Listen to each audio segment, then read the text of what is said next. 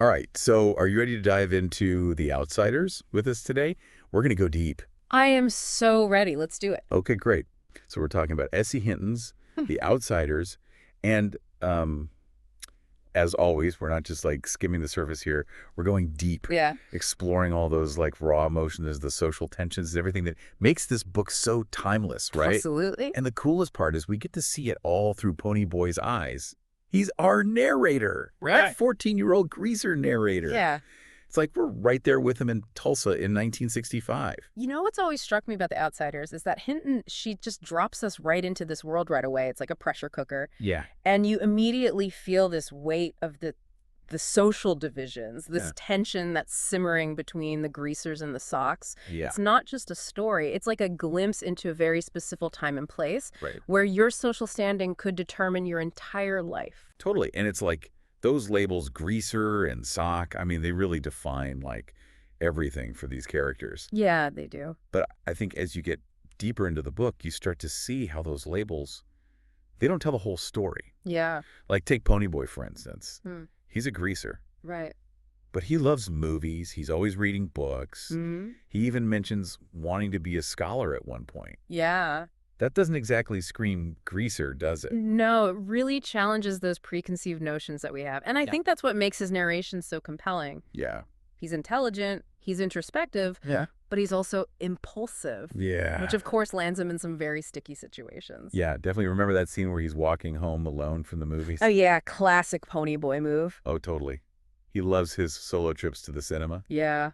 But that night, his love for solitude leads him straight into a confrontation with some Socs Yeah. who are just cruising around in their flashy red Corvair. Oh yeah, and it gets scary fast. It gets scary fast. Really fast. Yeah, that scene is so crucial because it really establishes the danger that's like lurking beneath the surface in this town. Yeah, exactly. Like these Socs, they're not just rich kids out for a joyride. No. They are armed. They are menacing. Mm, They represent a huge threat to Ponyboy and his friends. absolutely. And they even threatened to cut off his hair, Oh yeah. which for a greaser, that's like taking away part of their identity. Totally. Why do you think hair holds so much significance for them?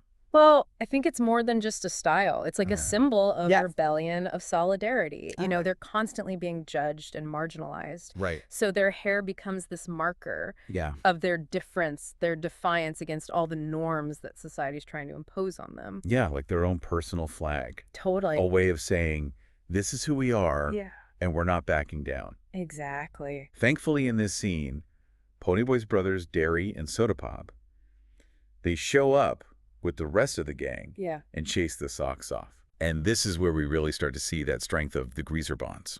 Absolutely.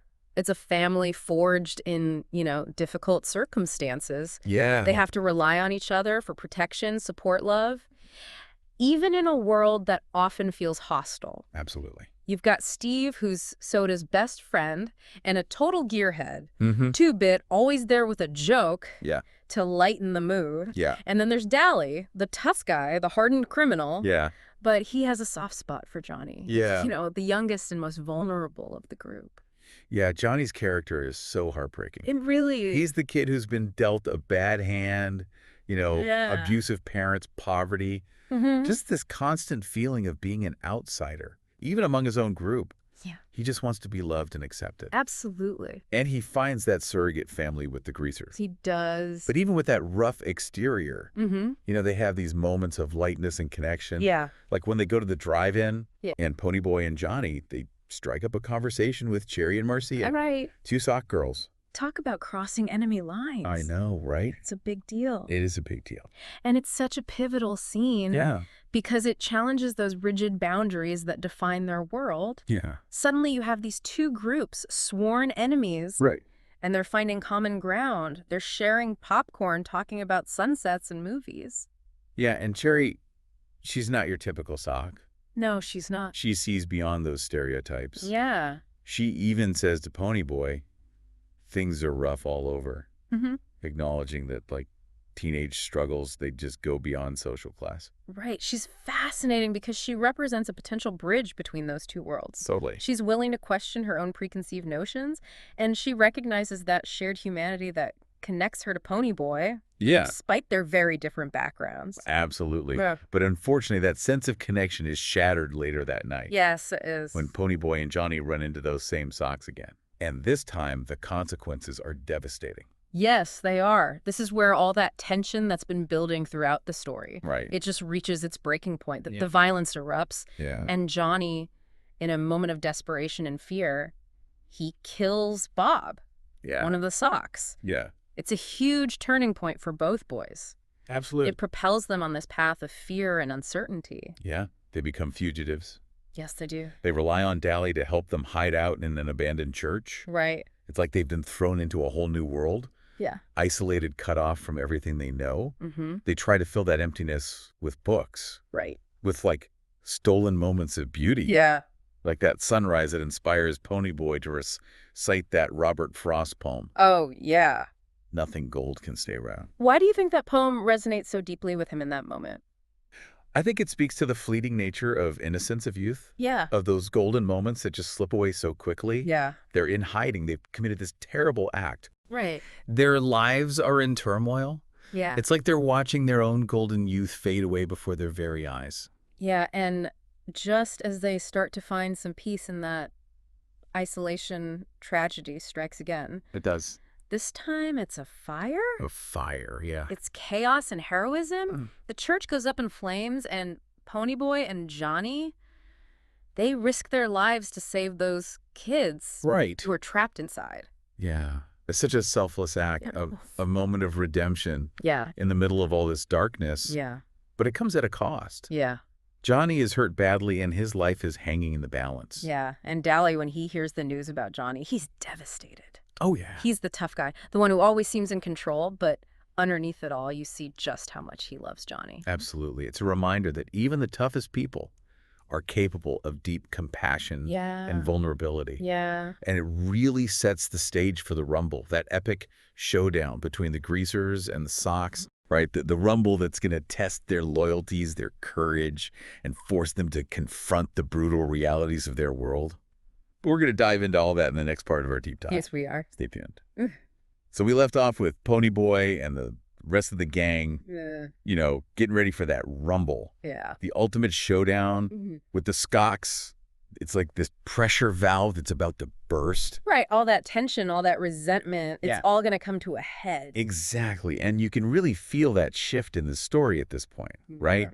It's not just about territory or rivalries anymore. It's about survival. It's about proving yourself. It's about fighting for something much bigger than yourself. Yeah, but it's also about the futility of violence. Right. You know, like how pointless it all is. And you see that reflected in Ponyboy's thoughts throughout this whole Rumble. Oh, absolutely. He's caught up in the moment, you know, Yeah. the adrenaline's pumping. Yeah. But there's this part of him that's so detached, Right. almost analytical, like he's watching everything from a distance. Yeah. He sees the absurdity of it all, Hmm. how both sides are trapped in this cycle of hatred and revenge. Yeah, he even compares it to Gone with the Wind, Right. the book that he and Johnny were reading and hiding. Yes. He draws these parallels between the gang rivalry and the Civil War, Yeah. highlighting just how senseless it all is. Right. How it just tears people apart and leaves those lasting scars. It's a powerful connection for sure. And then in the middle of all the chaos, Yeah. the unthinkable happens. Johnny dies. Yeah. The heart and soul of the gang. It's heartbreaking. I know the quiet kid who just wanted to belong. Mm-hmm. He's gone. And the impact on everyone, especially Dally, is just enormous. Oh, yeah. Dally's reaction is just gut-wrenching. Yeah. He lost the one person who truly understood him. The Mhm. one person who saw the good in him. Yeah. And it's like with Johnny gone, that last bit of hope is gone for Dally. Yeah. And he just spirals Mm-hmm. this self-destructive rampage that ultimately ends in his own death. It's so sad. It is so sad to see him go out like that. Yeah. So full of pain, so lost. I know. And Ponyboy's left to pick up the pieces. Yeah. He's physically ill. He's struggling in school, Mm-hmm. haunted by memories of Bob's death Right. and the trauma of everything he's been through. This is where you really see the psychological impact of trauma on a young mind. Right. I mean, he's barely a teenager. I know. And he's carrying the weight of the world on his shoulders. Yeah. He's suppressing his grief, his guilt, his fear. Right. And it's all manifesting in these breakdowns that he's having. And he's still facing those legal consequences. Yeah, that's right. You know, that court hearing is looming over him. Yeah. The uncertainty of his future. Mm.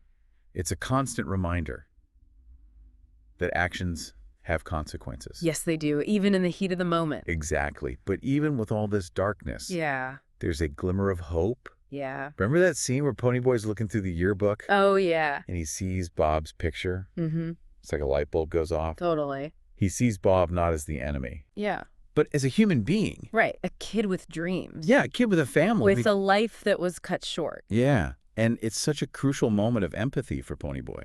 It really is. He starts to see beyond those stereotypes. Right. He recognizes that shared humanity that connects him to Bob, Yeah. despite their differences, despite everything that's happened. Exactly. And then Randy comes to visit. Oh, yeah. A member of Bob's group Right.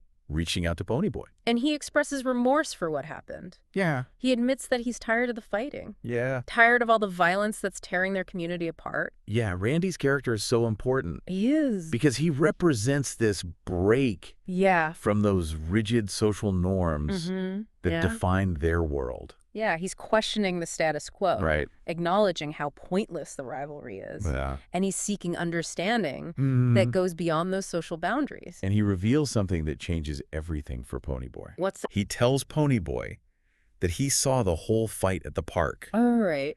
and that it was Johnny, not Ponyboy, who stabbed Bob.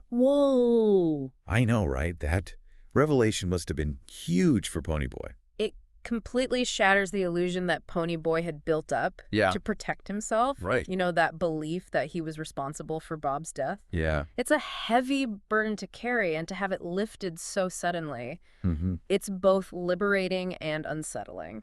It really makes you wonder how Ponyboy would have coped if he had continued to believe that he was the killer. Right. Would he have been able to move on? Yeah, would he have been able to find peace? It's a question that really lingers in the story. It does, but instead of dwelling in that darkness, Yeah. Ponyboy gets this opportunity, Oh, yeah. an assignment from his English teacher Okay. that forces him to really confront everything that's happened. Yeah. His experiences, his emotions, his understanding of the world. Right. The assignment is simple: write a theme about something important. But for Ponyboy, it becomes so much more than just a school project. Yeah. It's a chance for him to process everything he's been through, Mm-hmm. to find meaning in the chaos, Yeah. to give voice to the voiceless. Right. And just when he's struggling to find the words, to Yeah. put all those thoughts and emotions into words, Mm-hmm. he finds a note from Johnny, Yes. tucked inside, Yeah. gone with the wind, Right. urging him to stay gold, Yeah. to tell Dally to watch a sunset, Mm. to hold on to that hope and beauty even in the darkest of times. It's like a message from beyond the grave. It really is. This final act of love and guidance Yeah, from the friend he lost, Mm, but we'll never forget. And it's like this spark ignites in Ponyboy. it does. He realizes that he has a story to tell, Right. a story that could bridge the gap between the greasers and the Socs, Mhm. a story that could challenge stereotypes and inspire empathy. And he decides to use that story as the basis for his English theme. Yes. His opening line is brilliant. When I stepped out into the bright sunlight from the darkness of the movie house, I had only two things on my mind: Paul Newman and a ride home. Yeah. It takes us right back to the beginning, Mm. to that ordinary day that turned into chaos and tragedy. Right. But it also hints at the transformation that Ponyboy has gone through, Yeah. his journey from innocence to experience, Mm. from darkness to hope. That's where we'll pick up in the final part of our deep dive. Okay. We'll explore the power of Ponyboy's story, Mm-hmm. the message he's trying to convey, and the lasting impact of the outsiders on readers across generations. Huh. When I stepped out into the bright sunlight, man, that line gets me every time. It's such a hook, right? It is. It really is. It's like a time machine, Yeah. taking us right back to the beginning of Ponyboy's story. Right. But it also kind of highlights the difference, between that carefree moment Right. and everything that happens after. I think it's so clever how Hinton does that.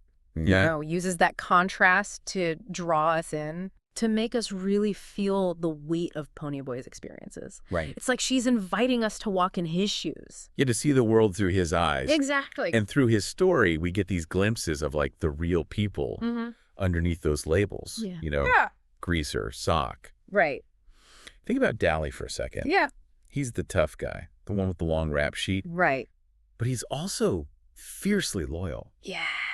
And he's so protective of Johnny. He is, I mean, he's a product of his environment, right? Yeah. Hardened by poverty and neglect. Right. But there's also this like real compassion in him. Yeah. This yearning for connection that he expresses through, his tough exterior. Right. And then you've got Cherry, Yeah. a sock who actually dares to cross those lines to connect with Ponyboy, on a human level. Yeah. She recognizes that they're going through similar struggles. Right. This universal need to belong. Absolutely. It goes way beyond their differences. It's like she's saying, hey, we might be from different worlds, but we're all just teenagers trying to figure things out. Yeah, exactly. And I think that's what makes Ponyboy's story so powerful. It's not just about Gans or social injustice. It's about something much bigger. Yeah. It's about the search for identity, the longing for connection. Yeah, that struggle to find meaning in a world that feels so chaotic. Yeah, remember that line, maybe the two different worlds we lived in weren't so different. We saw the same sunset. Oh, yeah, that's a good one. It's so good. The sunset as a symbol of unity, Yeah. of shared beauty. Yeah. It goes beyond social class. Right. It reminds us that we're all connected. Yeah, we're all under the same sky. Exactly. And that's the message Ponyboy is trying to get across through his writing. He's using his pain, his experience. Dictate something meaningful. Yeah, something that might open people's minds. He's taking Johnny's words to heart, Yeah. Stay gold. Stay gold. He's holding on to that hope, Yeah. that belief in a better world. Right. And isn't that what The Outsiders are all about? I think so. It's a call for empathy.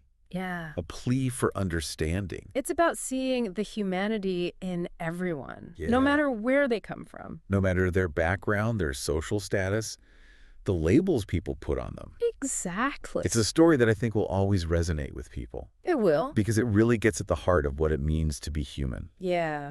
To struggle, to love, to lose, and to try and find your place in a world that never stops changing. So well said.